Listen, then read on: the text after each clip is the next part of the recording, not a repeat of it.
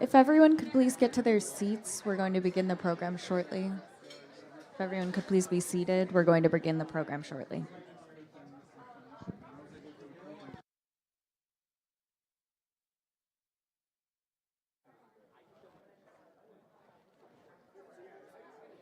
Good morning, everyone. Please take your seats. We're going to begin our program. Good morning and welcome. I'm Sarah Cott, SVP of Programming at The Hill. Thank you to everyone joining us online and in the room for our event today, Trust in Science, the high-stakes game for U.S. public health. I'd like to thank our sponsors, Alliance for Aging Research, for their support of this discussion.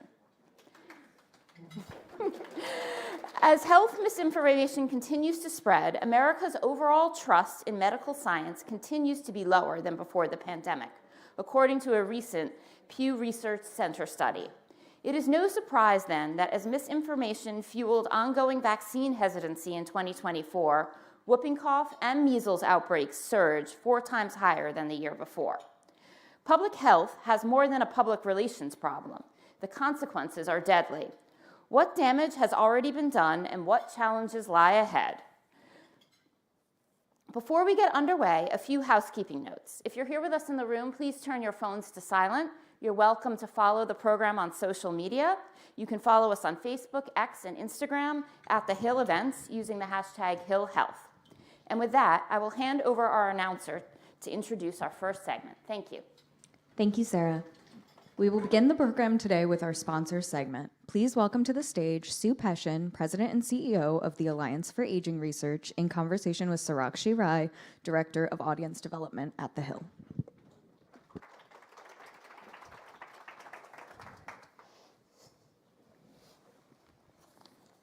Nope. Just adjusting. Good morning, everyone. Thanks so much for being here with me. And thank you so much for being here with me, Sue. A pleasure to have you on stage. Thanks for having us.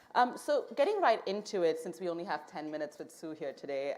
So why today's topic? What does trust in science really mean to you?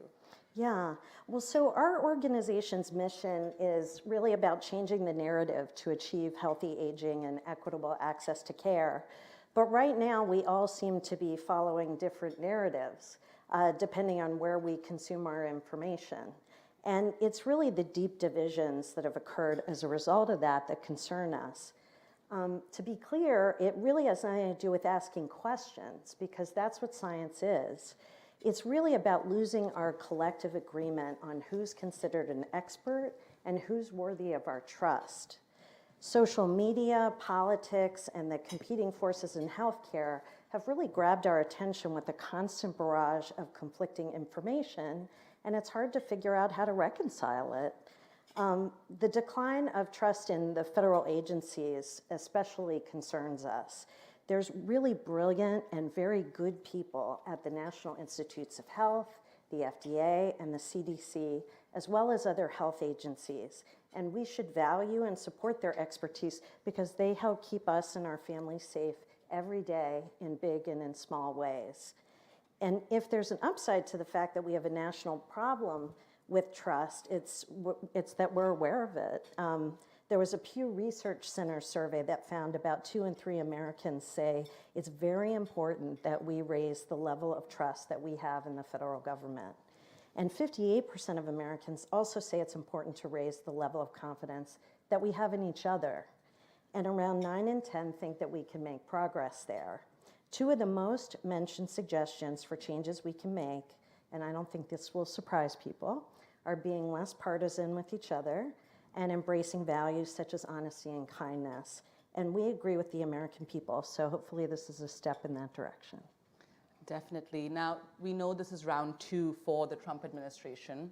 In the first administration, the alliance was actively supportive of Operation Warp Speed, not only to develop vaccines, but also therapeutics against COVID-19. Why was the alliance so supportive, and how would you like to see the second Trump administration build on their previous successes? Yeah, I mean, Operation Warp Speed was one of the greatest public health achievements in modern time. No vaccine in history had been developed in under 4 years, and many believed that a coronavirus vaccine could take as long as a decade. But President Trump's administration did the impossible, and they produced multiple safe, effective, and life-saving vaccines in under a year. And the National Institutes of Health estimates that Warp Speed saved 140,000 lives in the first 5 months of vaccine distribution. So we wholeheartedly supported Operation Warp Speed because older adults were, and they still are, at highest risk of hospitalization and death from COVID. In fact, more than 81% of COVID deaths in the US have been among older adults. We partnered with Operation Warp Speed to encourage older adult participation in clinical trials. We also worked with the FDA and CDC as they moved through their recommendation process. What was also remarkable was how the last Trump administration slashed through regulatory red tape. They forged historic partnerships with the private sector, and they harnessed the resources of the federal government, particularly at HHS and the Department of Defense. So we need to take the lessons learned from Operation Warp Speed and apply it to future pandemic preparedness and response. And your organization has worked to combat both misinformation and disinformation. So how can we know who to trust and what information is reliable? Yeah, it's a good question. So the Alliance is part of the Coalition for Trust in Health and Science, which has more than 90 nonprofit members. The American Public Health Association is speaking here today, and I know there are a number of groups here and probably watching that are a part of it. And the coalition's mission is to rebuild trust and combat misinformation for the good of the nation's health. And they have a lot of good materials, including tips for consumers on how to navigate trusted health information. And folks can check them out at trustinhealthandscience.org. Something that I think they explain really well is that human beings have been spreading misinformation really since we began communicating with one another. So it's not a new phenomenon, right? Anybody who loves gossip. It's our ability to amplify that misinformation on a really large scale so quickly and repeatedly that we have to grapple with today. Now, in terms of where folks can go to for trusted information, the National Institute on Aging, which is part of the National Institutes of Health, is a great place to start. And they're at nih.nia.gov. And in their Healthy Aging section, they have a really good webpage called How to Find Reliable Health Information Online. And the Centers for Disease Control and Prevention website at cdc.gov is another really good place to go. But I want to say something that we think is really important, which is no online information, even if it's accurate and trustworthy, should replace seeing a healthcare professional who can thoroughly evaluate you or your loved one and provide specific advice. So please discuss what you find online with your doctor before making any changes in your healthcare. And lastly, how does your work address issues of personal freedom and autonomy in healthcare decision-making? Do you see these as opposing issues, or can a person exercise their right to freedom and autonomy while also protecting their neighbors? Yeah, I mean, this issue really hits home for us as an organization that's focused on aging, because the way that a lot of people speak to and treat older adults is often ridiculous when it isn't downright insulting. So two of our values as an organization are dignity and empowerment. With dignity, we believe everybody deserves to be respected and appreciated for their unique humanity and their inherent value regardless of their age. And in terms of empowerment, we aim to provide older patients and family caregivers with evidence-based information, and that will help them make informed, independent choices that allow them to self-advocate and improve their health outcomes. So we don't see freedom and autonomy being at odds with public health at all. We see public health as integral to freedom and to our democracy. The thing is, I think everybody gets defensive. You know, it's natural, and we shut down when we're treated like we're incapable of making our own decisions. But when it comes down to it, we generally all care about the same things, the health and well-being of our families and our neighbors. So we need to find our center again, and that's why we're here. Well, thank you so much for that, Sue. That was great insight, and I hope you guys all learned something from that exchange. I'm going to hand it over now to continue with the programming for today. Thank you.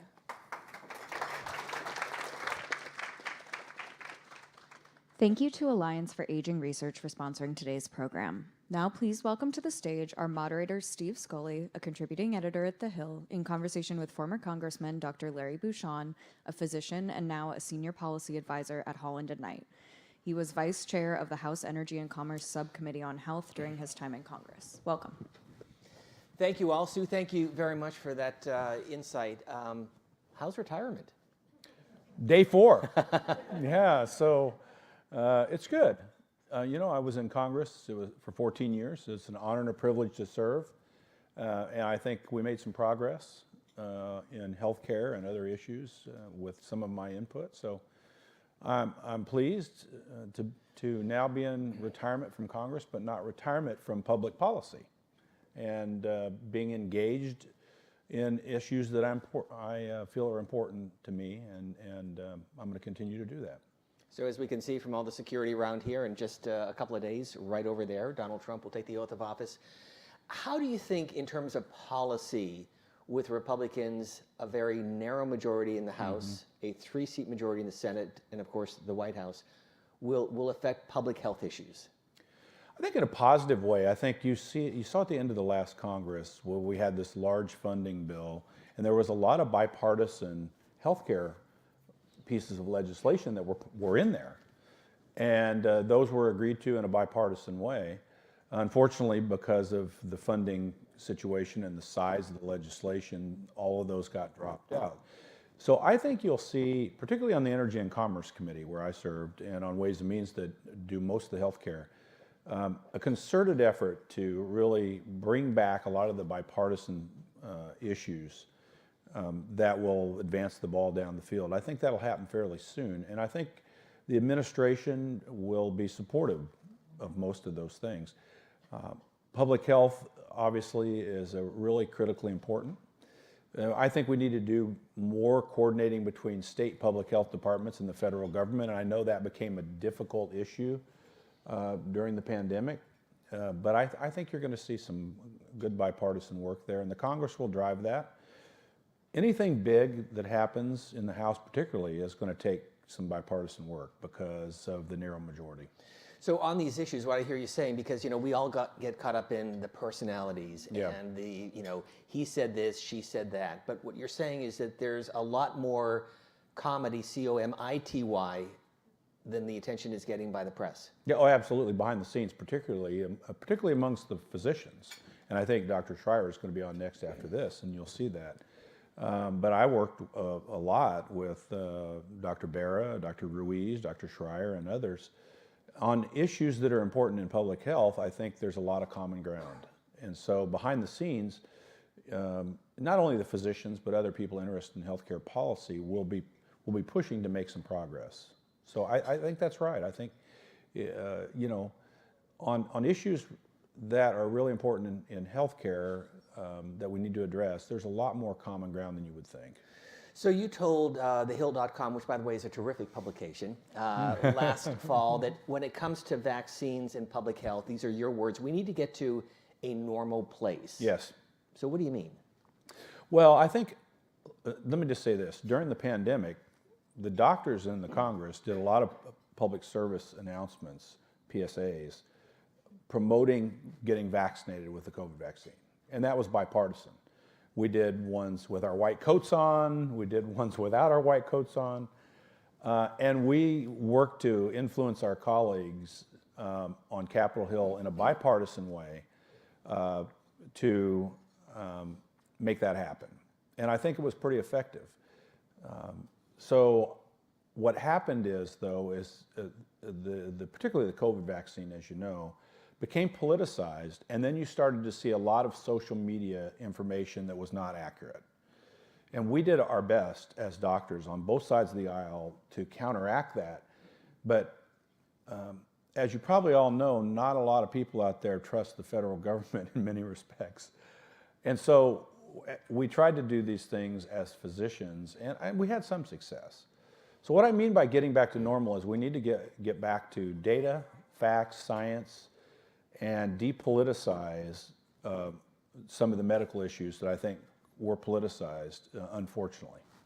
But here's part of the problem, and your district is a more rural district, and when I travel back home to Pennsylvania and talk to family members who live in smaller communities, they're not believing Washington. They're not believing vaccines. There was a study that about 200,000 deaths during COVID attributed to social media because they felt that the vaccine was ineffective and could kill them.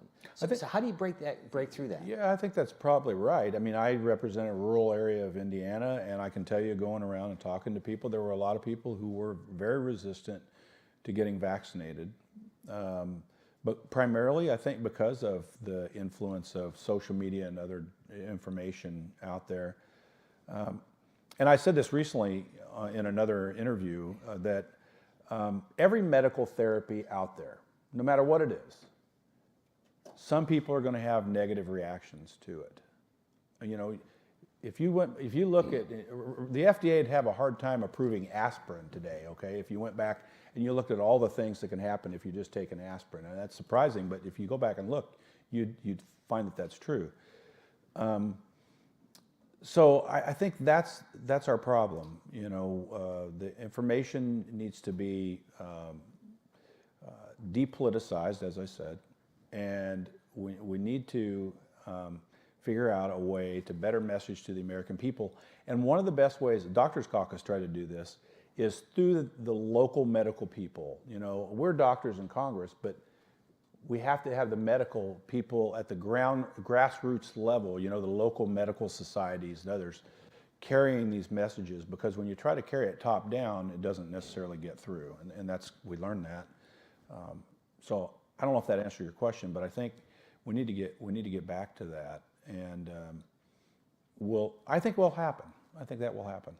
Sue was talking about Operation Warp Speed, and I had done an interview with President George W. Bush. He read a book about the 1917 pandemic and realized back in 2005, 2006, the U.S. was not prepared for ultimately what came with COVID-19. So my question is, when it comes to Bush, Obama, Trump, and Biden, how collectively among Democratic and Republican administrations Operation Warp Speed came together and the lessons it has for the next time, hopefully not soon, something like this happens? Yeah, I think there's a lot of consistency at agencies. I mean, people are surprised. I mean, like, you know, if you look at FDA and other agencies, most of the people there are career people. You know, you have the political appointees, and I think there's been a lot of consistency across. If you look at the Trump administration at the end, it was just commented on Operation Warp Speed and Secretary Azar and others.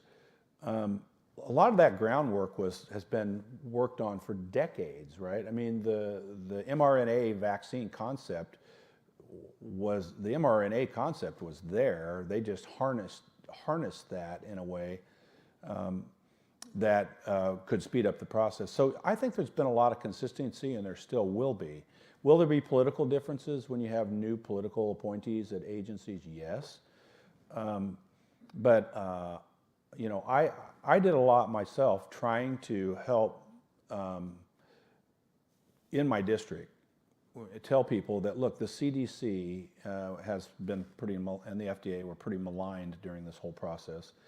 But the CDC is still, in most people's minds around the world, the preeminent institution as it relates to what they do. And I think that's what I think you'll see. So I think you're gonna continue to see some consistency because most of the people are career people. You'll see some political differences, but you'll see the lessons learned during Operation Warp Speed, and then continued on as it was fully implemented during the vaccination during the Biden administration as they moved through the first couple of years of that administration. Dr. Ruiz and I, for example, Raul Ruiz from California, have legislation on improving clinical trials. That was another issue, right? We had, you know, some of the criticism of the COVID vaccine was, okay, we had these clinical trials, but it didn't, the participants didn't particularly look like America, so to speak, right? And that was an issue initially, for example, in the African American population. You know, there was some concern there about were these things tested on more broadly. So Dr. Ruiz and we didn't get across the finish line, but we I believe really strongly that we need to work on our clinical trials. And if you improve that, so everybody out there knows, hey, this was tried on a broad spectrum of people all across ethnic and racial boundaries, and here's the data. I think you'll get more buy-in, and I think that was one of the challenges that we had. It's very complicated. I think let me just comment on data.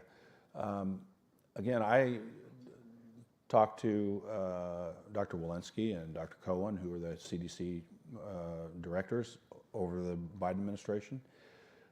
And I had legislation actually to try to improve the coordination between state public health agencies and the CDC, and it became very politicized as a database. But we need to do better in communication from, as I mentioned, from the grassroots level in a de-identified way, so that people don't feel like their privacy. We've been doing this in science forever, right? Every study you read in a magazine, all the people that participate you don't see people's names written in there about who participated in the study publicly. But I think data acquisition and data accumulation and evaluation needs dramatically improved in the public health space, because if we don't have good data, then we can't make good decisions. So I'm going to come back to that in a moment and talk about the politics of what we're about to undertake with the debate over the nominee for HHS. But I'm curious, you saved lives. You're a surgeon. Yeah. You come to Washington 15 years ago as one of 435 members of Congress. And I'm curious, what surprised you the most about how that place works based on your own experience as a doctor, a surgeon, a physician? Yeah. So people ask me that question. What's the biggest surprise when you came to Congress? And many of you won't be surprised by this answer. The amount of quality individuals who are actually members of Congress on both sides of the aisle. People, I think and people are surprised when you say that in your district. They'll be like, really? That's not what we see on TV. But look at the resumes of some of the people on both sides of the aisle in Congress. Are there people, on both sides that, you would say, well, maybe not.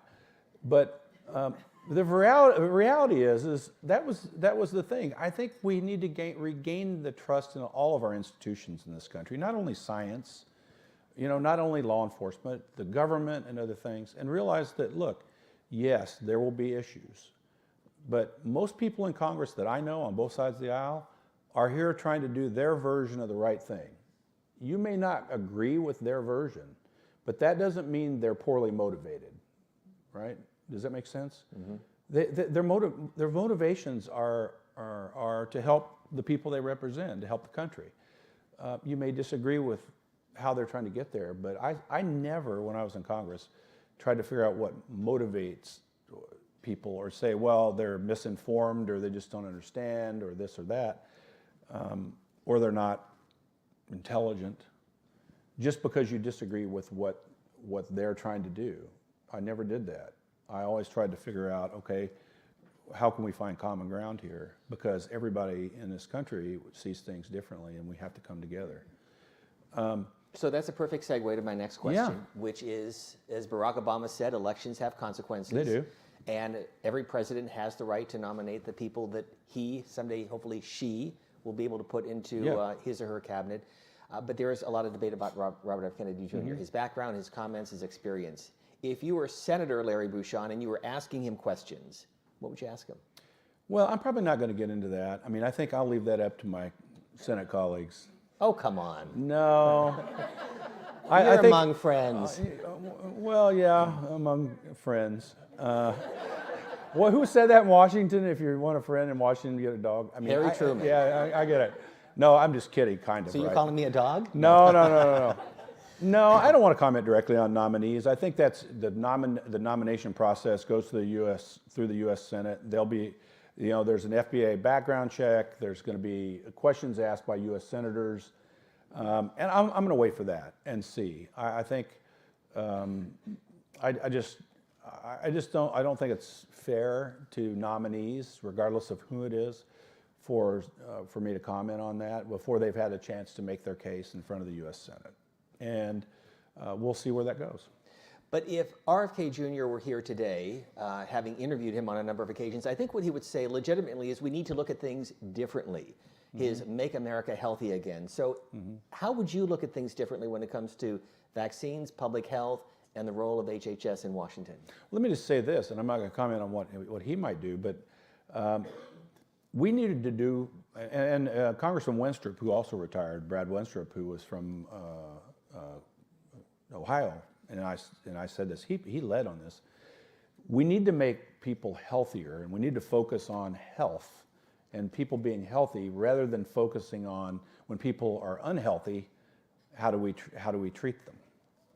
The big public health challenge I think you have in the United States is we've not done well on funding preventive care, for example. We need to create some alternative payment models on how we fund everyday health care, and make people healthier. A lot of people have said this over the years, but if people are healthy, number one, that's good for them and their family. Number two, it's more productive for society. People are back in the workforce. As a society, you're just better off.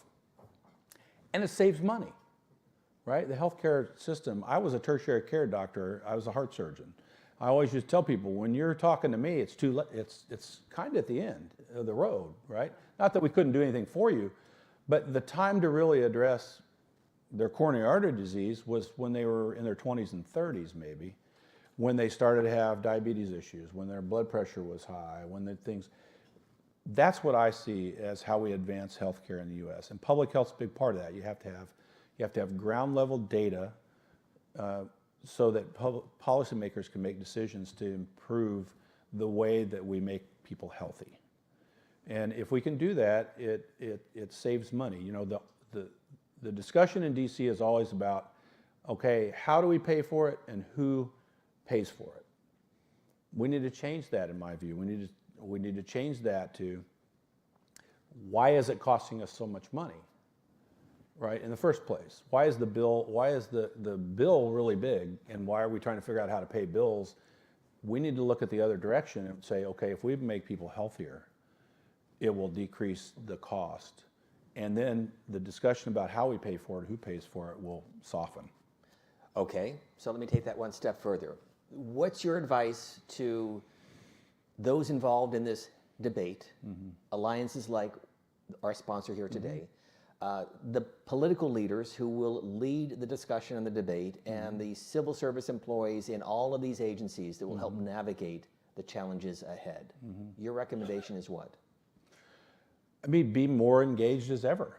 I mean, I think advocacy on Capitol Hill actually matters. I mean, I've been trying to get physicians, I told people, well, you don't actually have to run for Congress, if you're a doctor, but you should be engaged with your local political figures, your local public health departments.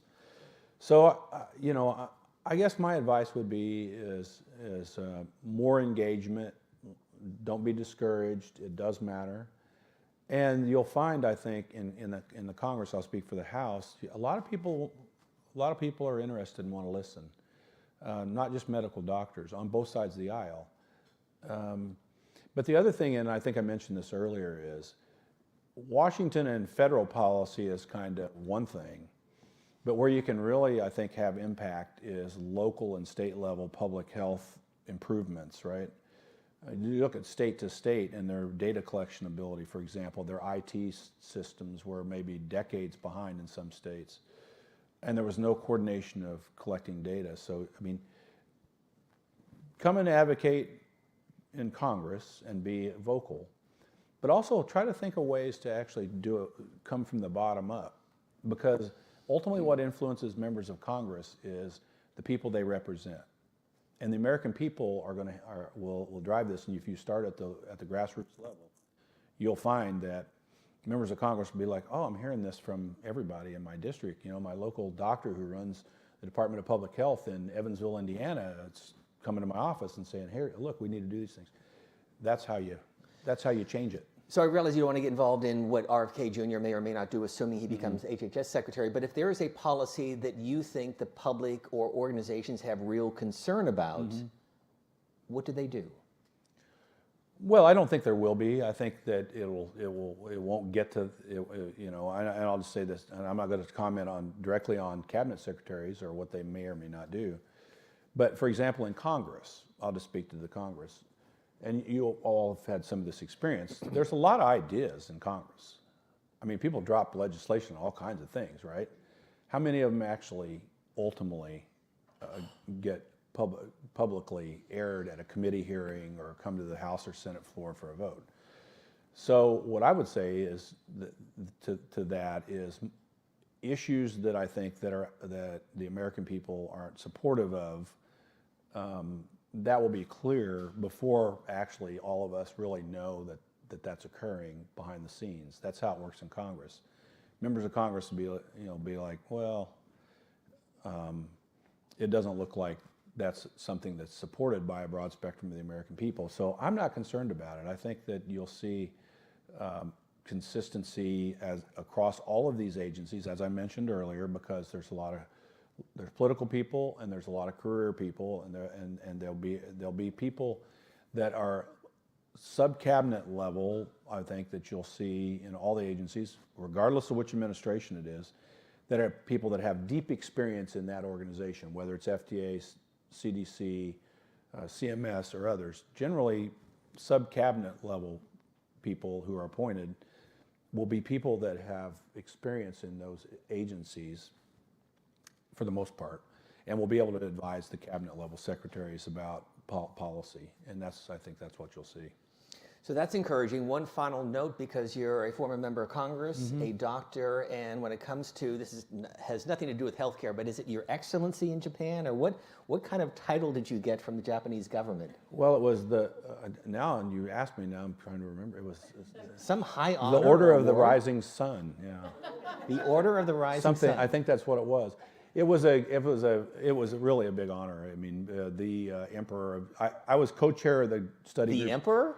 It comes from the Emperor. Yeah. I mean, it starts there. Technically, it's from the Emperor, and then it goes through the legislature, their diet, and gets they get the Emperor gets recommendations from government level officials, and then they have it's kind of like. Maybe this isn't like the Presidential Medal of Freedom, right? It's a little step below that. But I was co-chair of the Congressional Study Group on Japan for the former members of Congress organization for many years, and I've been to Japan a lot. I love the Japanese people, and I love their culture.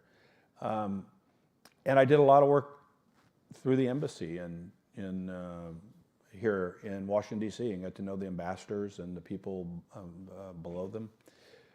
So they gave me this really great honor. Congratulations.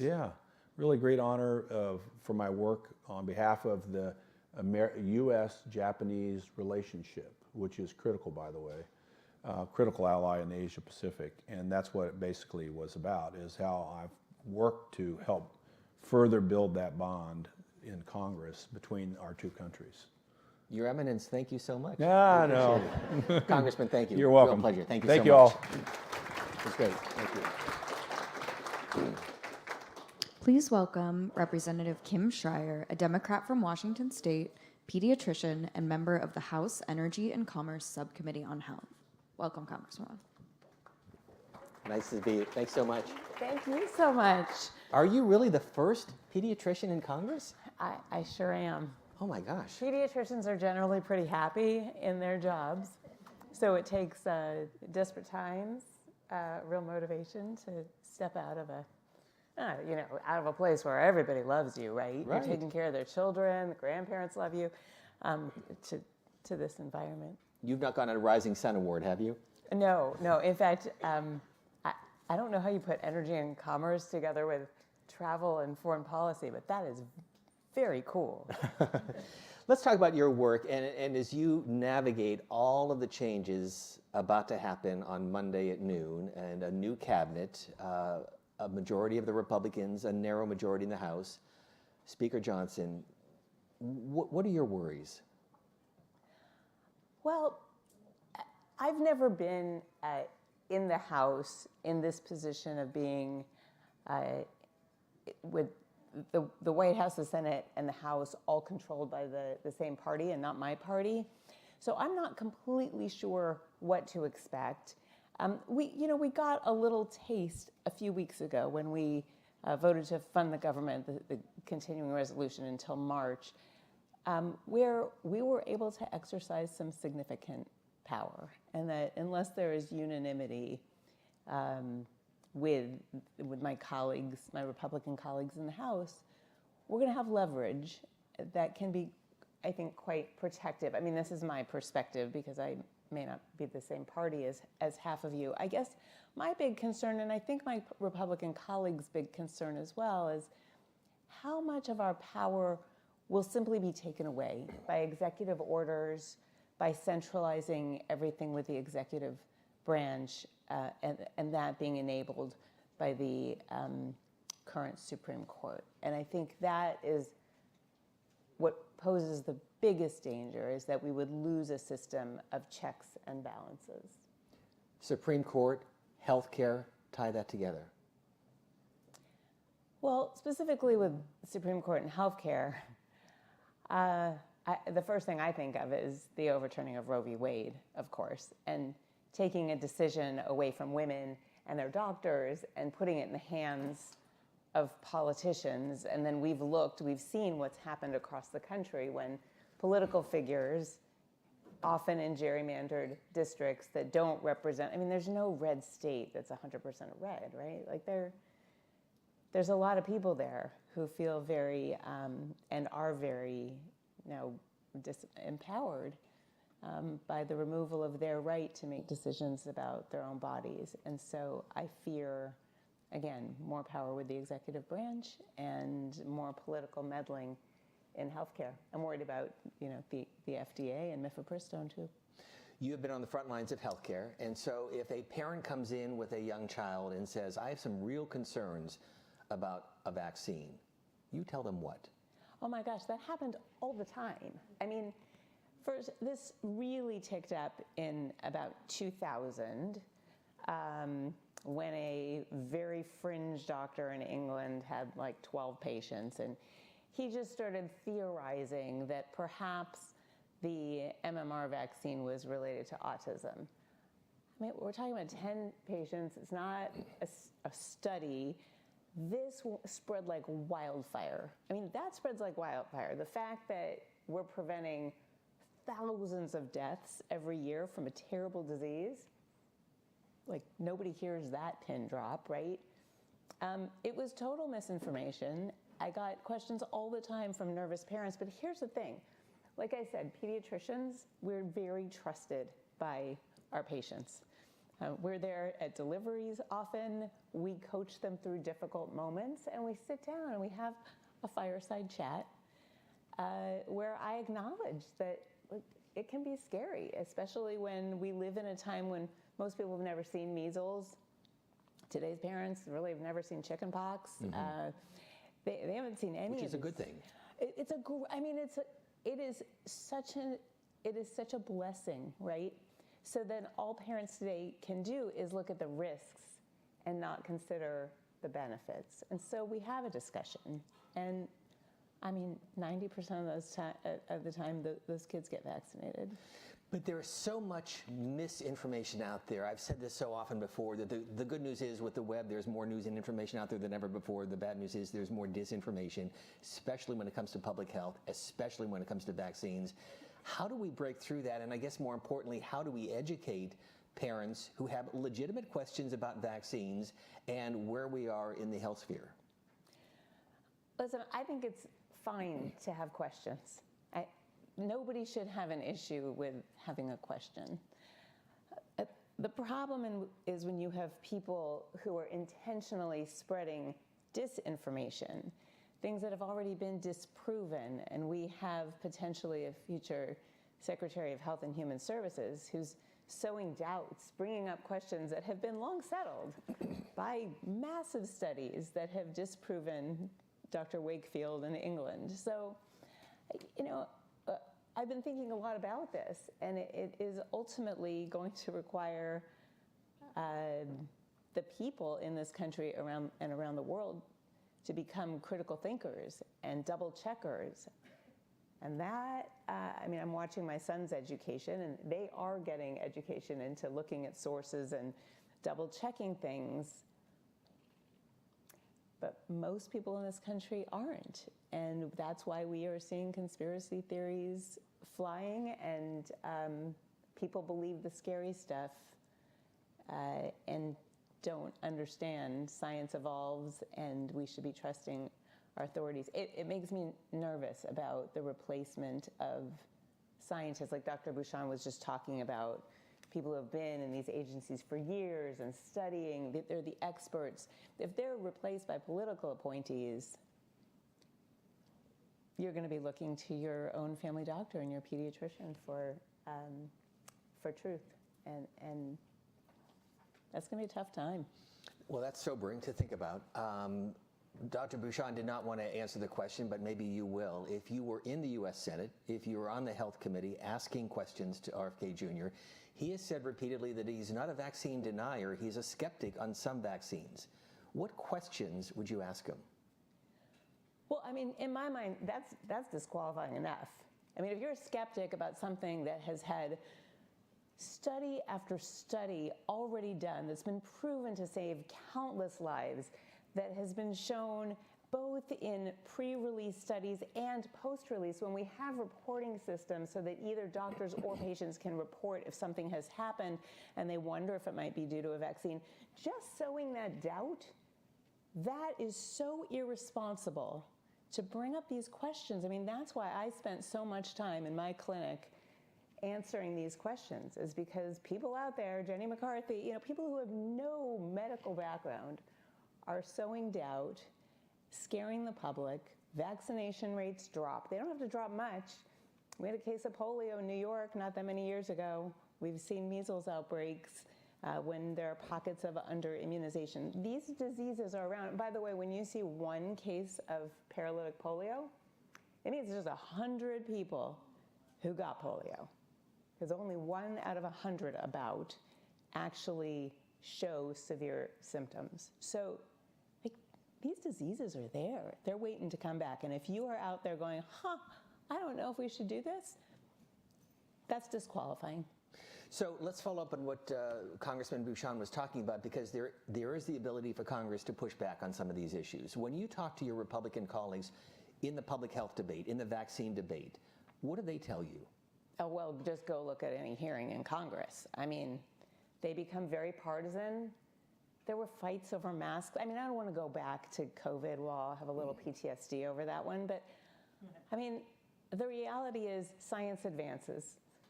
We didn't know how it was spread at the beginning. We learned over time. Masks aren't just there to protect you. They're to protect everybody else. And, you know, the fact that that led to such fierce debates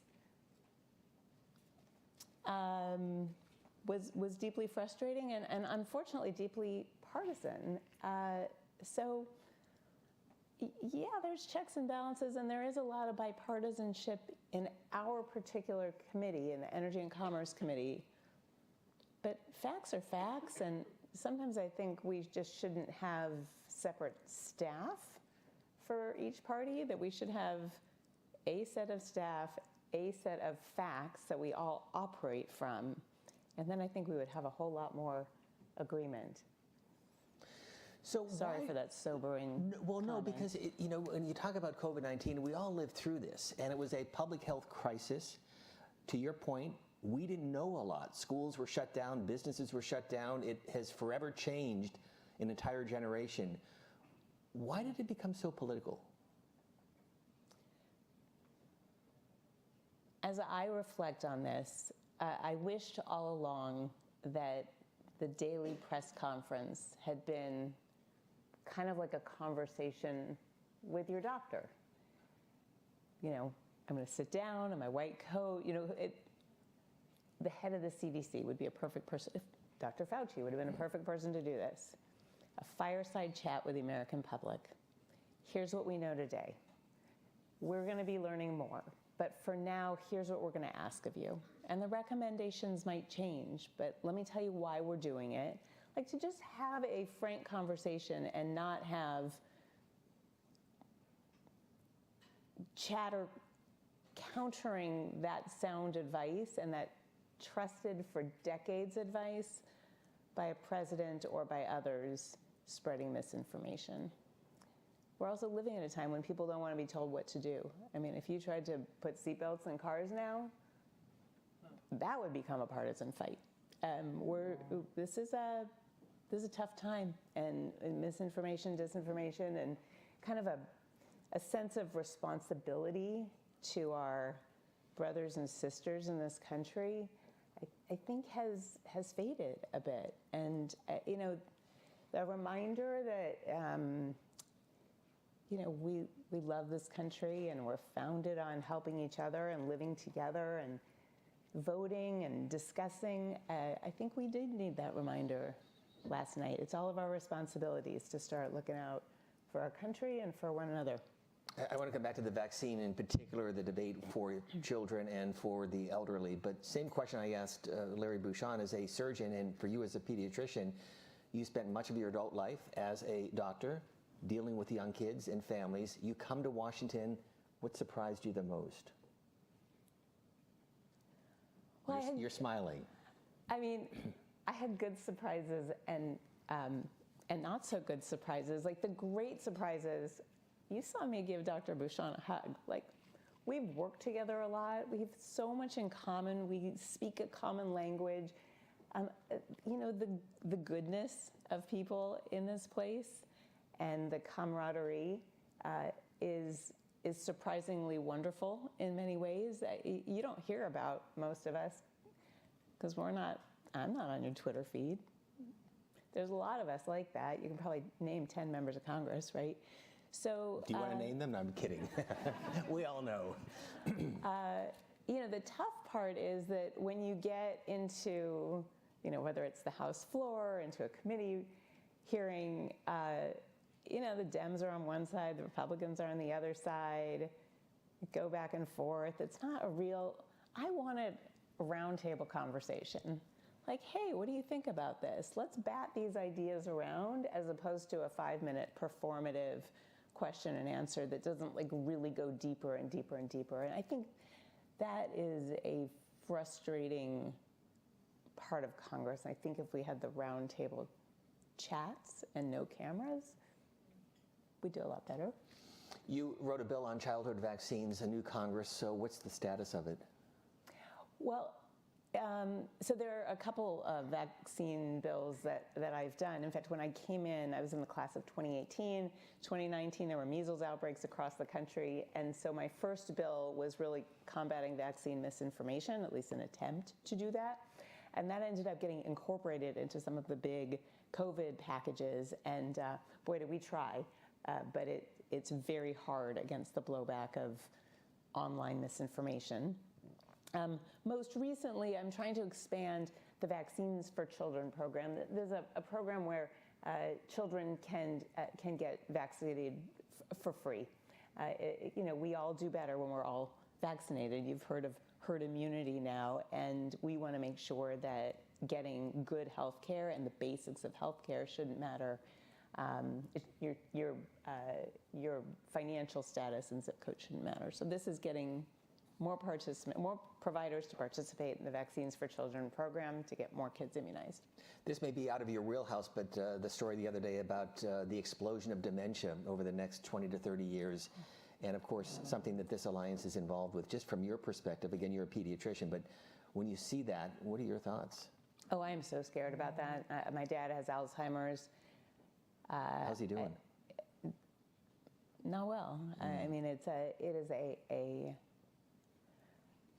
heartbreaking, like on a personal level, and it's also like, what are we going to do with all of these elderly people who need care and that will bankrupt the country? And I mean, one of the places where we deeply agree is we need more and more research into this disease, into what is going on, into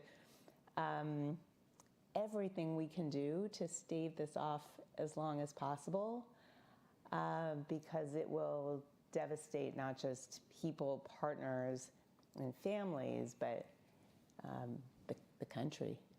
I'm so sorry. I mean, we've all dealt with this, haven't we? Yeah, I mean, I think we all have, and Or it's know people who are dealing with it. Sure, absolutely. It is so common. You know, we're not dying of massive heart attacks when we're 60 anymore. So let me close the loop. A final question when it comes to the elderly and vaccines, and what we need to do as a country, as a society, Congress, and public health experts. You know, there's two really vulnerable groups when we think about illness. And COVID was different in this respect because kids were not. But typically, it's children and it's the elderly.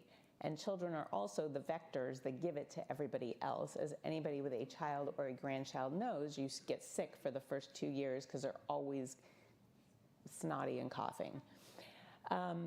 And so getting kids immunized with the Vaccines for Children program and with getting information out there and having a medical home for every child is critically important for keeping them safe and also for keeping their grandparents safe. And then what we did with the Inflation Reduction Act with not just $35 insulin, not just Medicare negotiating the cost of prescription drugs, but making adult recommended vaccines free for seniors is a really big deal. That shingles vaccine costs about $400, and that will make a senior go, I don't know, because I don't know if this is covered, and now it's free. The pneumococcal vaccine, I actually got my shingles, my pneumococcal, flu, COVID. I got these all done just in the last month and or two. And they're really important. If kids are going to bring home pneumococcus, it'd be nice if the grandparents didn't get pneumonia and sepsis and die. There you go. Good luck with your dad. Thank you very much. We really appreciate your time, Congresswoman. Thank you. Thank you so much. Please I come back appreciate again. the conversation. Nice to meet you. Thank you so much. Thank you. Appreciate it. It is now time for our panel. Please welcome to the stage Dr. Georges C. Benjamin, Executive Director of the American Public That's a Health congresswoman's Association, name. Lynn Albizo, Chief Public Policy Officer at the Immune Deficiency Foundation, and Imran Ahmed, Founder and CEO of the Center for Countering Digital Hate. Welcome all. We're moving into Ravens territory right now, just in interest of full disclosure. I think we have 2 Ravens fans here. Doctor, you can sit right next to me. You want me there? Yeah, thank you. Thank you all for being with us. We appreciate it. Dr. Benjamin, let me begin with you. What did you learn? You were here for the full panel earlier, 2 members of the House, 1 former, 1 current. What's your takeaway? I think there's an opportunity for collaboration if we can get them to get out in front of, into a private room and away from the television cameras. But can we do that? We're going to have to, otherwise we're going to be in big trouble. What do you think is the big public health debate moving forward as we see a new administration, a new HHS secretary, and a lot of questions looming? Well, as we heard earlier, I think vaccines are really important. And just in general, all this misinformation that you're hearing. I represent the Immune Deficiency Foundation, and that's for individuals that have primary immunodeficiencies. Those are genetic disorders of the immune system, and they rely upon herd immunity, as you just heard. So they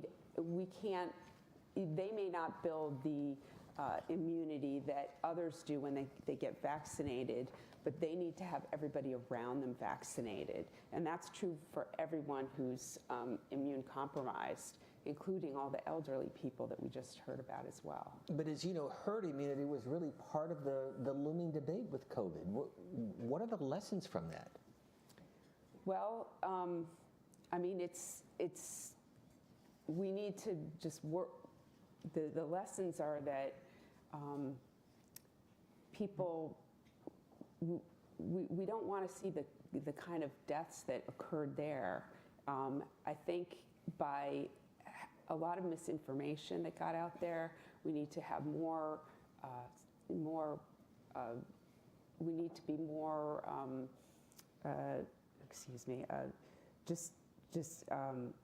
secure about what the information is out there that we have that is science-based. But we know that people don't really think about science. They care about how they feel. So it's important that we realize that somebody they know, somebody they care about is probably immune compromised. We know that there's 14 million people that are immune compromised that are under 65. So if we take that and we add all the people over 65, 58 million, we're talking about 1 in 5 people that are at risk when you don't get vaccinated. So it's really important that people kind of see how it affects their own family or the people around them. And I think that's easier to relate to than sending out a lot of information, which is great and we would like, but people don't always relate to science and data. So we have to bring it down to their level. So let me bring your colleague in the debate, because you've gone head-to-head with Elon Musk. He is going to be on the west front of the Capitol along with Mark Zuckerberg, and there's a big debate on misinformation, disinformation. Specific question, does Congress have a role in trying to regulate some of this information, and what's the role of these social media platforms? Well, what's the role of the social media platforms? Clearly, they are the primary vector for the disinformation that we're seeing, and the algorithms that decide what content gets shown on those platforms, what gets promoted and what gets demoted, they have absolute control over that mechanism. Think about it this way. Every day, 13 lifetimes worth of content is uploaded to TikTok. 13 lifetimes. So clearly you're not going to watch it all. Like, yes, anyone can post what they want, but not everyone's going to get seen. They decide what gets seen, right? A few years ago, Mark Zuckerberg put out a chart. Mark Zuckerberg's a very interesting character because he is also a scientist, a mathematician. So he put out a chart which was on the x-axis how violative content is, so how likely it is to break the rules, and on the y-axis was engagement. And it shows that low violative, very low engagement, all the way to the absolute cusp of being violative, and then it shoots up. And that's because when someone says something stupid, we tend to react. When someone says something sensible, we tend to just go, oh, yeah, okay, sure, and do nothing, don't react to it. But because engagement drives amplification on these platforms, he understood that that meant there was a churning effect of the most bananas stuff into the center. The thing that becomes most visible is the most banana stuff. And he said that's why they need to have moderation. That was his argument for having active moderation. Mm-hmm. Now he says quite the opposite. And actually, you know, I'm British, so we have a very keen sense of irony and cynicism. We come from a very grey, rainy country. So, you know, I see a degree of cynicism in what we're talking about here. Now, look, that's the way that platforms work. Should government tell us what to say and think? Clearly not. I mean, people tell me, I'm married to an American, my children are American, I'm a permanent resident here, I've been here for many years. But people tell me that, you know, other countries don't have as much of a reverence for freedom of speech. You do know where John Locke came from, don't you? So we, of course, have a reverence for freedom of speech. We, of course, have a reverence for democracy. I don't think government should tell us what to say or do. I actually want a more informed discourse on how these platforms work. I want to be able to hold them accountable. If a physician told you to take something which caused your child to die, you would sue them. If a platform's algorithms repeatedly tell you something, and such that you believe it to be true, and that causes you significant harm, you should be able to sue them. But you can't. Because there's only one industry in America today that's been given a specific get-out-of-jail-free card by Congress. Section 230 of the Communications Decency Act 1996 means that you can't hold them liable. And so the system of checks and balances is broken down for social media companies. I don't think Elon Musk is an evil man. I don't think Mark Zuckerberg's an evil man. I just think they're doing what they're allowed to do. And we can change what they're allowed to do. We can create checks and balances on them. We can make them subject to the same negligence laws, the gross negligence laws, the knowing indifference laws that we have in place for other companies. And we can mandate transparency. So one of the things that we've been arguing for around the world, I'm going to the UK tomorrow, I think, to go and give evidence to Parliament. I'm going to Brussels shortly. Both of those jurisdictions have created transparency laws so that we understand how the algorithms work, how the advertising work, how their content enforcement works. If you're going to take content down, tell us why. So those are things that Congress can do to have a more informed discourse without having to censor anyone. And of course, nothing has changed since 1996 in technology when that law was put in place, so we can rest assured that it is still in place today, I say tongue in cheek. But that gets to my point with you as a public health expert, because you have really seen the trajectory of misinformation. Walk us through the changes you've seen over the last 30 to 40 years as a public health expert from, the 80s and 90s to where we are in 2025. Yeah, so in the early 90s, I was the health officer here in Washington, D.C., and our immunization levels were very low, and we passed laws. We passed Vaccine for Children's program to make sure all kids had access to vaccines. And we were able to, regulate and put in place rules that you couldn't go to school unless you got all your shots. And, we didn't get a lot of pushback from that. We were very well below the radar screen. Fast forward to 9/11 and the anthrax letters, when we felt threatened by this powder. I mean, we were chasing powder all over the place. We were checking powdered donuts for what people were concerned that might be, put them at risk. And people were checking their mail. But both sides of the political aisle were very comfortable having reporting laws, requiring people to do things, shutting down things. No big deal. Great consensus, pretty good leadership at the national level. Fast forward to COVID. We had a total breakdown in leadership at the national level in COVID, quite frankly. We did a wonderful job, as you heard earlier, of Operation Warp Speed. We did a good job on the science. We did a terrible job on the implementation. We did not educate the public. We just assumed people knew what a vaccine was. And we had people who gave disinformation, which of course then was magnified by misinformation. And I always ask, when somebody gives disinformation, who benefits? Mm-hmm. And quite frankly, there seemed to be a political benefit to giving disinformation, which continues today. Which has led to the challenges that you're facing with your organization, because trust in all institutions is now at an all-time low. How does that complicate what you're trying to do? Well, very much so. I can give you an example beyond just the vaccine issue. We have always advocated for universal newborn screening. Individuals with PI, there's a condition called SCID, severe combined immune deficiency, which infants are born almost with no immune system. It's also been known as the boy in the bubble disease. We had advocated for 10 years to get all 50 states to screen for SCID, and now they do, which is great. But the Newborn Screening Saves Lives Act, which was year after year after year reauthorized, the last several years has been not reauthorized.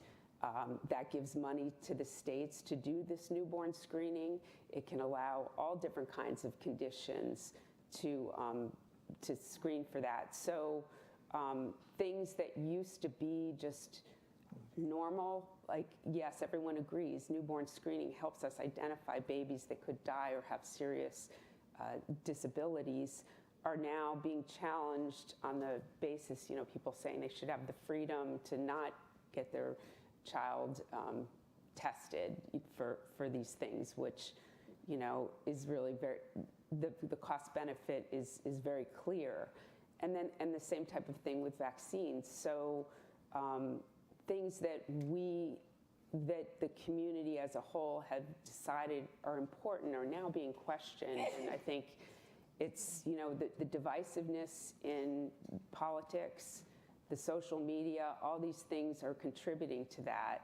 And we just I agree with Dr. Bouchon that we need to get back to normal. We need to work bipartisanly to, have more information that people can trust in all these areas, because public health is so important. So I realize, again, going back to your challenges or battles with Elon Musk, how concerned should we be as a society?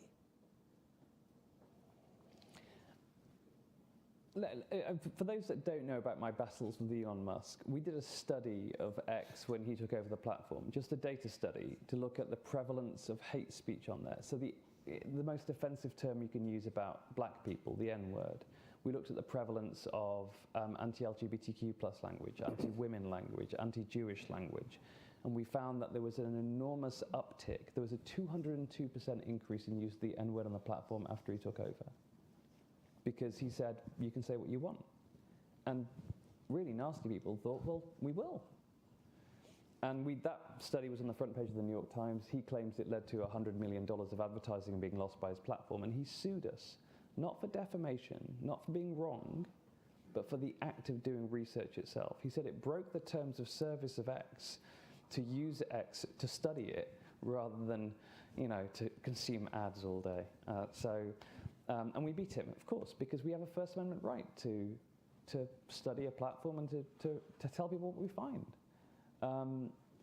I think there's something there, that the courts remain a place where truth really matters, right?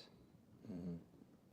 And that's a vital protection, and it will be a vital protection in years to come. One of the observations I'd make, and forgive me, I have to put on my glasses because I'm 46, I'm getting blind. So this is... That's the new 30, by the way. Yeah. It's one of my favorite press releases of all time. October the 22nd, 2020. So before the 2020 election. Press release, fact, Joe Biden's, this is from the Trump campaign, Joe Biden's anti-vaccine rhetoric is anti-science and dangerous to public health.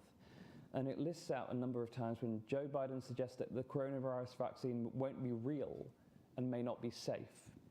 Biden says the vaccine is not likely to go through all the tests that needs to be and the trials that are needed to be done. Biden asks, who's going to take the shot? Are you going to be the first one to say, sign me up? Kamala Harris says, I think that's going to be an issue, when asked if she would get an approved coronavirus vaccine. Biden says he would only take the vaccine if we know all of what went into it. So this is pre-COVID. This is during COVID. This is while COVID was going on. This is in October 2020, and these are all listed out. Now look, the point here is that vaccines aren't a partisan issue and weren't when we started studying it. When we were doing the research that became Disinformation Dozen, the paper that sort of got a lot of attention because it mentioned 12 of the leading anti-vaxxers who produced the content that comprised 2/3 of all content against vaccines shared on social media.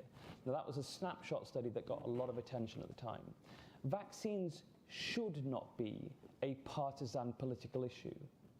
The question of whether or not vaccines are the most effective, safe, and impactful medical innovation in the last 200 years is a matter of simple fact, not a football for politicians.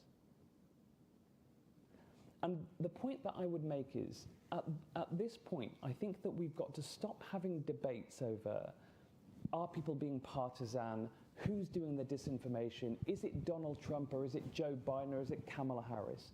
We have to deal with the fact that getting away with all of this, sniggering in the background, profiting from all of this, are two primary actors.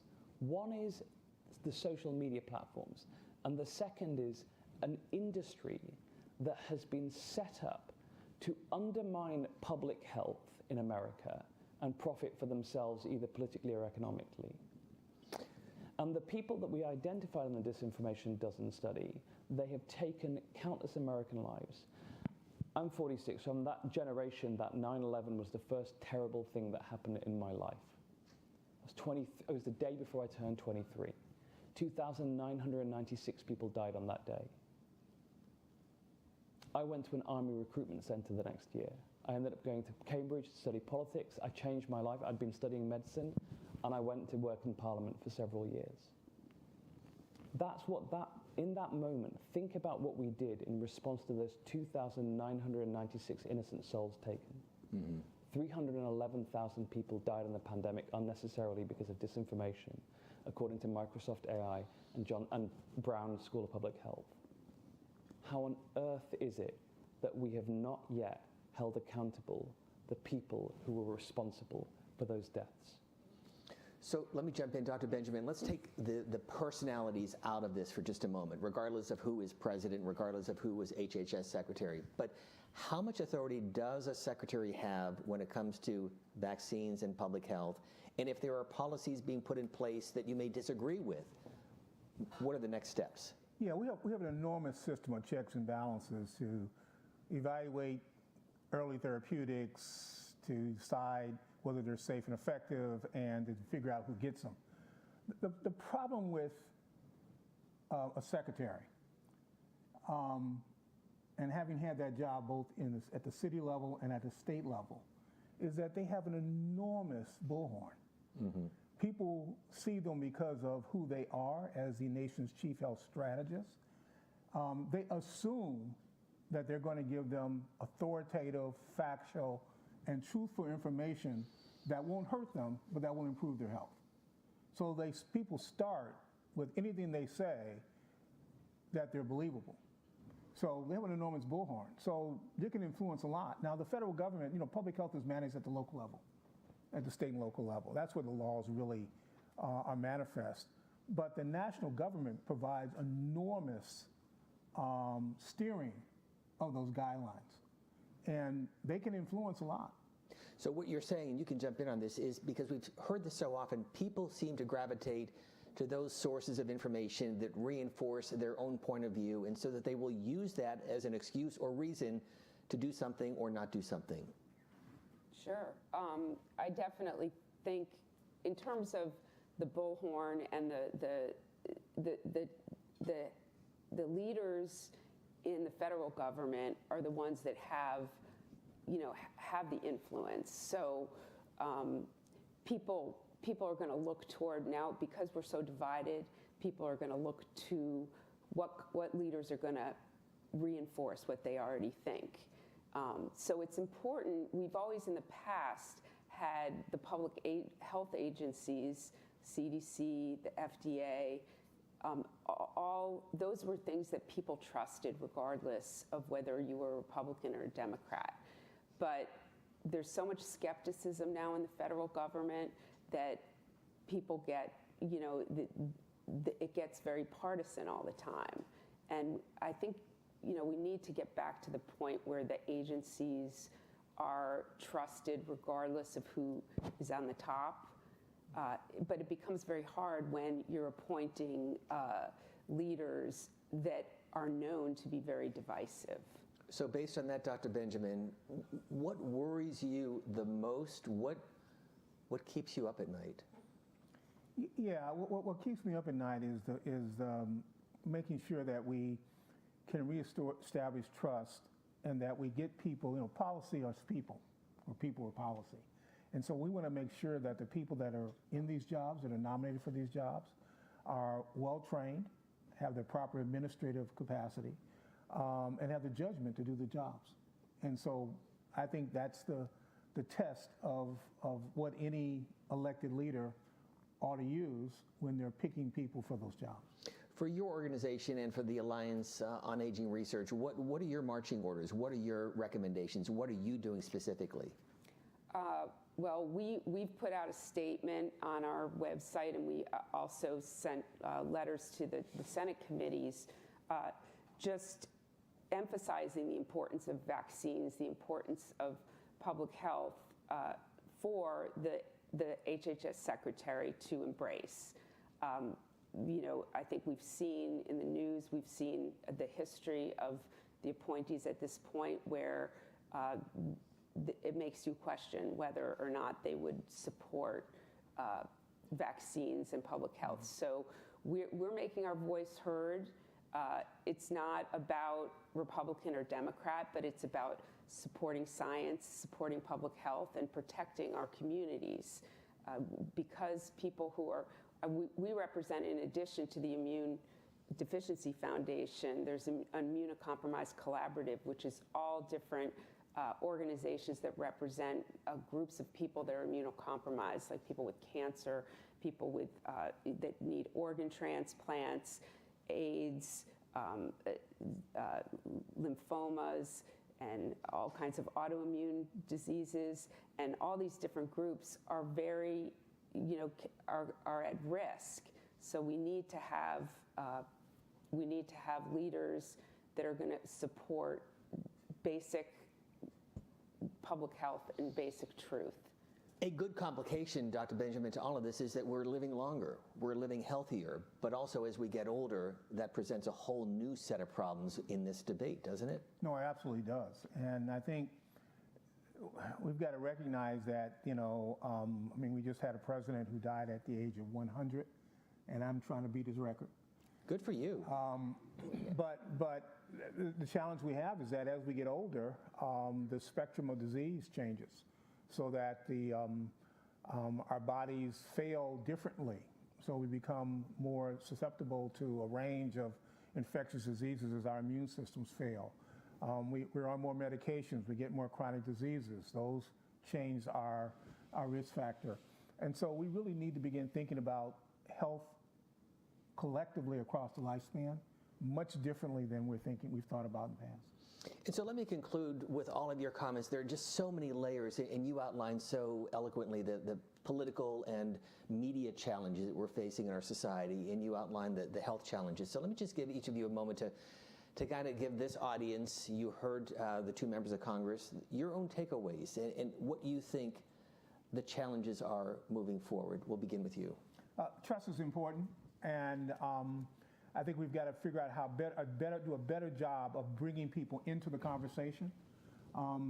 The good news is that we had, for the first time, a national conversation around health, which we used to have quietly in the back rooms or in private clinician rooms, and we need to figure out how to do that collectively and on a population basis going forward. I agree with that. I also think all the messaging out there we need to make sure that we get out messages that are positive about true public health issues. We need to battle a lot of the misinformation and get back to normal. Can we do that? Can we get back to normal? I hope so. I think that's really an important role that a lot of advocacy organizations have, to let our public officials know that it matters to us, and that people who are immune compromised are at risk when we ignore the science. So we'll be working hard to get that message out there. Well, thank you for the work that you're doing, and we will give our friend from the UK the final word. Actually, from Washington, I now live in Tacoma Park, so... That's a whole other country, but that's another story. It's slightly eccentric. That's why I like it. Look, I'm an optimist. I worried that you were going to ask me what keeps you up at night, because nothing really keeps me up at night. But we're going to have to judge ourselves on what we do, rather than how much we talk and discuss. Lives have been lost.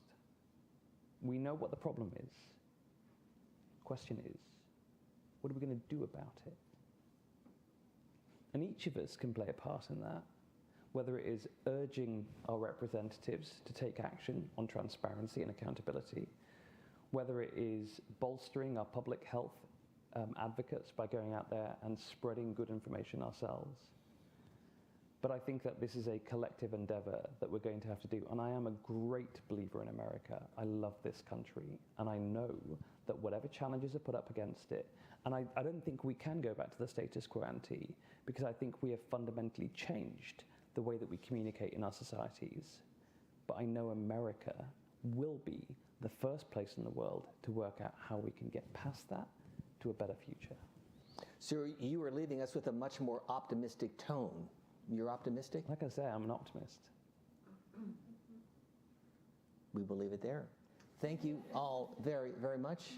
Go Bills. I'm just kidding.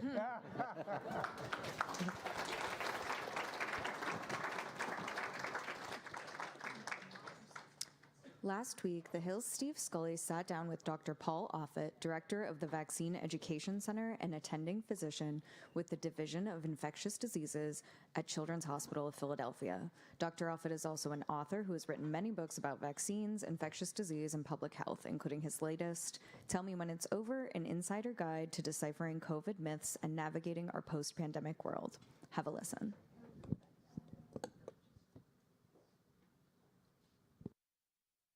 Dr. Offit, thank you so much for joining us. And let me begin with some basics, as the public health debate is very much front and center with the incoming Trump administration. Dr. Offit, thank you so much for joining us. And let me begin with some basics, as the public health debate is very much front and center with the incoming Trump administration. You literally wrote the book when it came to vaccines. Give us a brief primer on the evolution of vaccines and, from your standpoint, their value in America and across the world. This was a virus that Sure. Well, you can start with the first vaccine, the smallpox vaccine, which was introduced into America in the early 1800s. This was a virus that probably killed 500 million people in the world's history. Because of that vaccine, we've eliminated it from the face of the earth.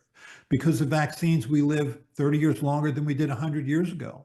Children no longer have to be paralyzed by polio. At the time that my parents were born in the 1920s, diphtheria was a routine killer of teenagers. Pertussis, or whooping cough, would kill 8,000 to 9,000 children a year. Bacteria like Haemophilus influenza B, or pneumococcus, or meningococcus were routine causes of meningitis. When I trained in pediatrics in the late 1970s, I would do 3 spinal taps a night when I was on call in the emergency department. Now most pediatricians don't know how to do spinal taps because we've so dramatically reduced the incidence of meningitis. Vaccines have been probably the biggest public health achievement in our lifetime. And yet, as you know, part of the debate, including autism and other conditions as a result of vaccines, can you clear up the myth versus the facts when it comes to autism in particular? Sure. So I was actually on the advisory committee for immunization practices between 1998 and 2004 when a lot of this sort of came to the fore.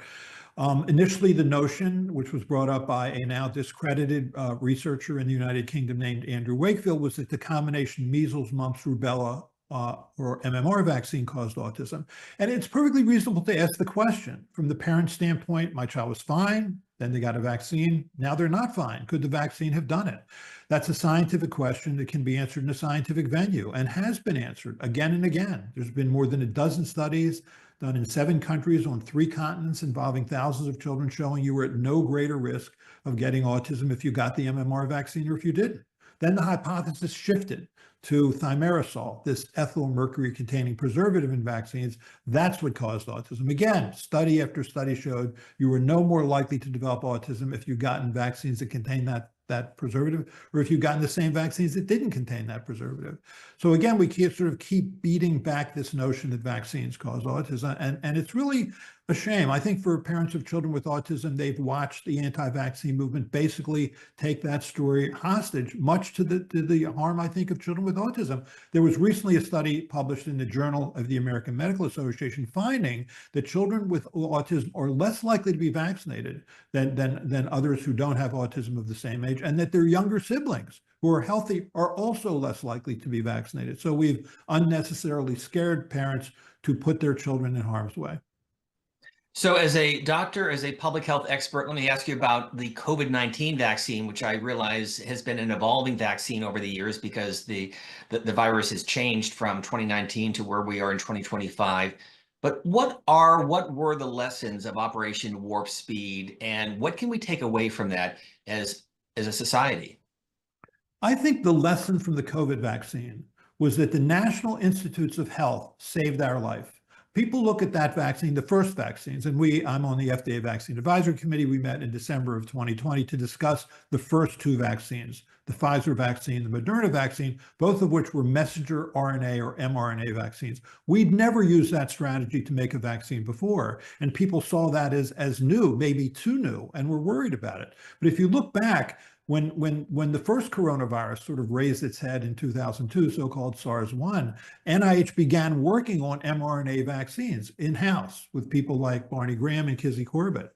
So we'd had really 20 years of experience with that kind of vaccine before SARS-CoV-2 hit. And if you look at NIH funding, NIH funded mRNA vaccine research starting in 1997. In fact, the two people it funded, Drew Weissman and Katie Corbett, won this year, Drew Weissman and Katie Carico won this year's Nobel Prize in Medicine. So thank you, NIH.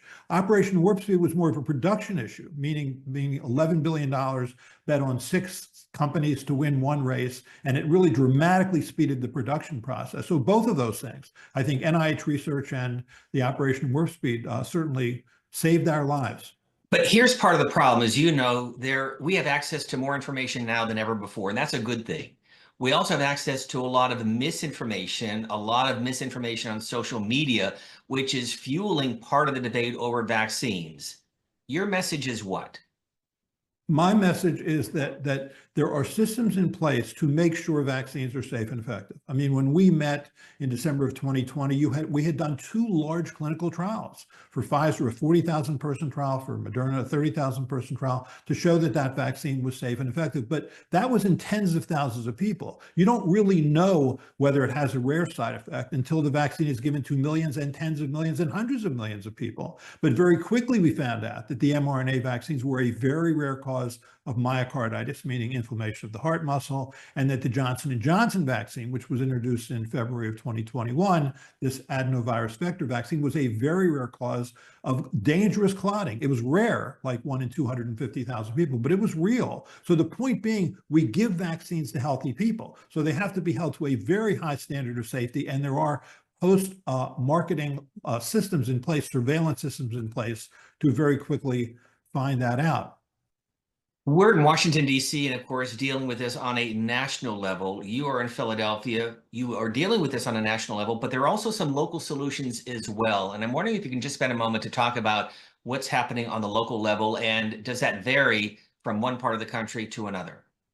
No, I think that's a great question. I think the statement that all politics is local can be applied to public health. I think all public health is also local. So, for example, in Philadelphia, there was an African-American surgeon at Temple who took it upon herself to form something called the Black Doctors COVID Consortium. And she and her friends and colleagues went into North Philadelphia, a primarily Black and brown community, and ultimately sat in people's living rooms and provided them with something they didn't have, which is a doctor they could talk to again and again and again. And with that, she was able to immunize 50,000 people in a community that was to some extent reticent about getting vaccines and getting tested. So I think that's an example of a local hero. And I just wish there were 10,000 Ayla Stanfords throughout the country. Well, Dr. Offert, let me take that a step further, because we have been reading and seeing, and I've been watching firsthand in a number of these marginalized communities, there seems to be more distrust towards vaccines. Is that a fair assessment? I think that understates it. I think that understates it. I think that what's happened during the pandemic is the opposite of what I would have imagined would have happened. I would have thought that vaccines would have been seen as what they are, which is the hero that is estimated to have saved about 3 million lives. I think the opposite was true. I think we now have a much greater level of distrust in public health agencies like the FDA, the National Institutes of Health, and the CDC. And I think it's because of a couple of things that happened during the pandemic. I think, first of all, in 2020, we didn't have anything. We didn't have antivirals till October of 2020. We didn't have monoclonals till November. We didn't have vaccines till December. All we had was to try and limit human-to-human contact for a virus that could be spread asymptomatically and kill you, right? I mean, anybody you pass in the street could potentially be shedding a virus that could kill you. So what did we do? We shuttered schools, we closed businesses, we restricted travel, we isolated, quarantined, masked, And I think we basically shut this country down. And people saw that, I think, as massive government overreach.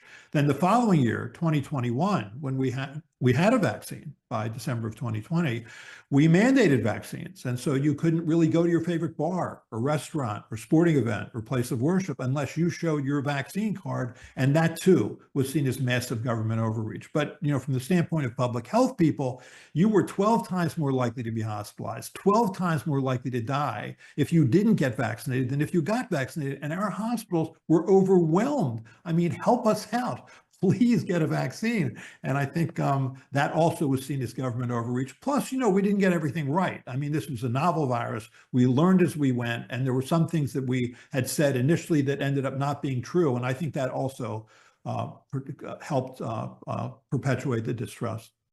Well, you answered part of this just a moment ago, but when it came to basically shutting down offices and schools and places of worship during the onset of COVID-19, was that overreaction, or was that the right approach when it comes to public health, not knowing when or where we would get the vaccine back in March of 2020?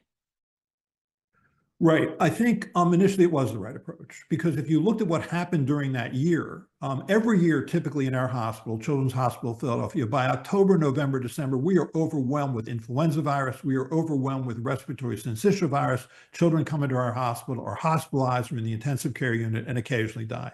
We saw none of that. We saw not a single case of influenza or respiratory syncytial virus. We basically stopped the spread of respiratory viruses. So you can imagine how much worse COVID would have been. So I think initially it was the right thing to do. I do think we shuttered schools for too long. I think we shuttered businesses for too long. But I think the initial reaction was the right one. I'm going to get to the political debate in just a moment, but when it comes to vaccines, your message to parents, especially parents of infants and young children, when it comes to vaccines, your message is what? To get them. Your job as a parent is to put your child in the safest position possible. And that's what vaccines do. They provide that safety. And I think that, my children, not surprisingly, were both fully vaccinated. They're older now. I now have 2 grandchildren, both of whom are fully vaccinated. And, when we vaccinate them, you never think they're going to get that disease. It's too horrible to think. But if you really want to pay attention to how important this is, just pay attention to some of these parent advocacy groups like Families Fighting Flu or Meningitis Angels or the National Meningitis Association. All those parents tell the same story. They've had a child who suffered or died from a vaccine preventable disease, and they all say the same thing. I can't believe this happened to me, until it happens to them. So to not get a vaccine is to play a game of Russian roulette that maybe has 200,000 empty chambers, but it's not a game worth playing. And so for the purposes of this conversation, I'm going to make you Senator Paul Offit. You're a public health expert, you're an author, you're a pediatrician. But if you were to ask questions to the incoming nominee for Health and Human Services, Robert F. Kennedy Jr., what questions would you ask him? I'd ask him the following questions. 1, you have said on Lex Friedman's podcast in 2023, when asked the question, what vaccines do you think are a benefit? You have said that you think no vaccine is a benefit. Do you still think that's true? And if you think no vaccine is a benefit, will you in any way alter the CDC's immunization schedule? Or said another way, if you had young children today, would you vaccinate them? That would be one question. Another question I would ask is, you have written in your book, The Real Anthony Fauci, that you don't believe HIV is the cause of AIDS, that human immunodeficiency virus is the cause of AIDS. You have said that you think that AIDS was caused either by the antiretroviral drug AZT or by poppers, the so-called amyl nitrate that is a recreational sex drug. Do you still think that's true? Do you still think HIV is not the cause of AIDS? And if that's true, will you, as head of HHS, withdraw the use of antiretroviral drugs in people who have AIDS? And so as you hear the testimony, we've had the chance to sit down with RFK Jr. He has said in the past that he is not anti-vaccine. He is a vaccine skeptic. From your standpoint, is there a difference? He's not Robert F. Kennedy Jr. is not a vaccine skeptic. I'm a vaccine skeptic. I think everybody who sits around the table at the FDA Vaccine Advisory Committee is a vaccine skeptic. What Robert F. Kennedy Jr. is he's a vaccine cynic. He doesn't believe in data. So for example, if he says that vaccines cause autism, and then you show him study after study that shows that it does, that vaccines don't cause autism, he doesn't believe that. If you show him clear evidence that HIV is the cause of AIDS, he still doesn't believe that. I mean, another question I would ask him is this: if you read his book, The Real Anthony Fauci, on pages 285 to 291, he says that he doesn't really embrace the germ theory, that he doesn't really embrace the notion that specific germs cause specific diseases, and that those germs, like bacteria or viruses, are worthy of prevention or treatment. Does he still believe that true? That's true. He also says that really to avoid infections, all you need to do is have a healthy immune system and avoid environmental toxins. So this is why he drinks unpasteurized milk, because he doesn't believe in the germ theory. It's all quite frightening. Well, let me conclude with our opening line of questioning regarding the public health debate, because a number of studies, including from Pew Research, indicating that Americans are losing trust with the CDC and the FDA and other public health agencies within the federal government. What are your concerns moving forward, and what's your recommendation on this debate moving forward? I think that this erosion of trust in vaccines is already having an effect. The Centers for Disease Control recently published a study in Morbidity and Mortality Weekly Report, their journal, showing that the percentage of parents who are choosing to exempt their children from vaccines is the highest it's ever been. It was like over 3.3%. That there were some jurisdictions where it was more than 5% of parents who had made that choice. And they said accurately in that report that we're losing herd immunity. And there's evidence for that. Last year, we had 5,000 cases of whooping cough. This year, we have 32,000. Last year, we had 3 outbreaks of measles that accounted for about 59 cases. This year, we've had 16 outbreaks of measles that accounted for more than 280 cases. Get to a couple thousand cases of measles, and we will once again see children die of measles in this country. I think that my plea to parents is, please consider that vaccines are probably the most important thing we do, because the problem, as you noted earlier, I think that the internet is a source of excellent information and also awful information that can cause you to make bad decisions for yourself and your family and put yourself and your family in harm's way. And we just have to keep fighting the good fight to get good information out there amidst this flood of misinformation. Dr. Offit, for the research, literally writing the book on vaccines, and the work you're doing as a pediatrician, joining us from Philadelphia. We appreciate your time today. Thank you so much. Thank you.